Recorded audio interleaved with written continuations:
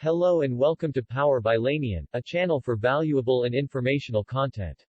This is the personal finance series where everything about managing money, saving, and investing are discussed.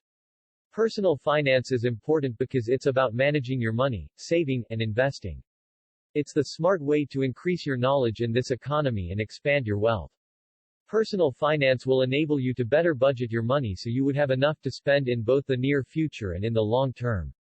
Without personal finance, you may find yourself in loads of debt or insufficient funds when needed. In this video, I would like to cover the investing side of personal finance. The use of assets to make an income or profit is considered as investing. Purchase of stocks is possibly one of the easiest ways to invest and earn profits. Stocks are securities representing ownership to a part of a corporation. Shares are units of stocks. When you purchase a share of a company, you are a shareholder of that company. You may earn profit through selling of the share of the company at a higher price. With some companies you may also earn an income through dividend distribution by the company. Dividends are earnings of the company issued to shareholders as decided by the board of directors. In Canada, anyone of age with a valid SIN number can invest in stocks. For a soon-to-expire SIN, it is recommended to close the account about 1 week in advance as closing an account takes time. The amount of money to start investing in stock varies by the platform you choose to invest with. You may start with as low as pennies or minimum requirement of $1,000. The most common investing platforms in Canada are with big banks such as TD Direct Investing and online platforms such as Wealthsimple and Questrade. Typically, big banks charge a higher fee while the online platforms charge smaller or no fees depending on trades you make. When it comes to investing, different accounts are available to be opened depending on your personal needs.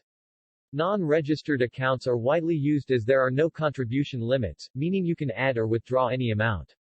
However, like every income in Canada, profit gained in a non-registered account is subject to taxation. For a tax-free account option, the tax-free saving account, short as TFSA, will shelter you from taxation, but TFSA do have a contribution limit.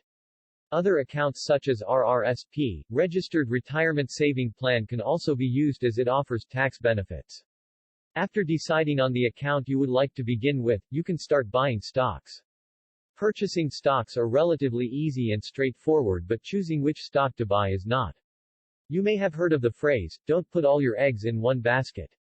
If you have not, you do now and would probably continue to hear about it quite often within the topic of investing. What the phrase means is that you should not put all your assets in one particular investment like you do all your eggs in the basket. If anything goes wrong with that investment, it will affect your entire portfolio, which is your collection of investments.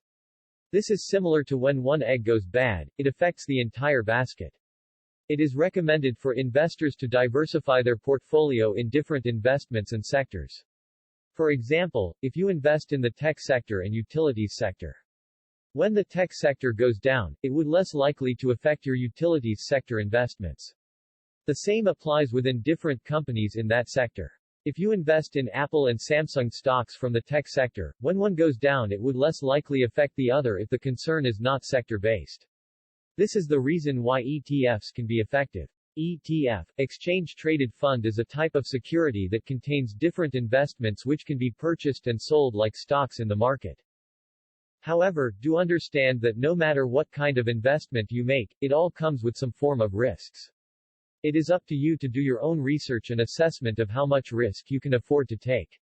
Before you start dipping your toes in investing, if you have debts, you are probably better off paying off your debt first, as the interest you are paying for your debt may likely be higher than what you would make from your return on investments. So when you are finally invested, aim to invest with a long-term mentality because trends show that long-term investments are more rewarding and yield higher return. This is all for this video. Now you know about personal finance, investing, stocks, requirements for investing in Canada, capital requirements for investing in Canada, platforms to invest on, and choosing stocks.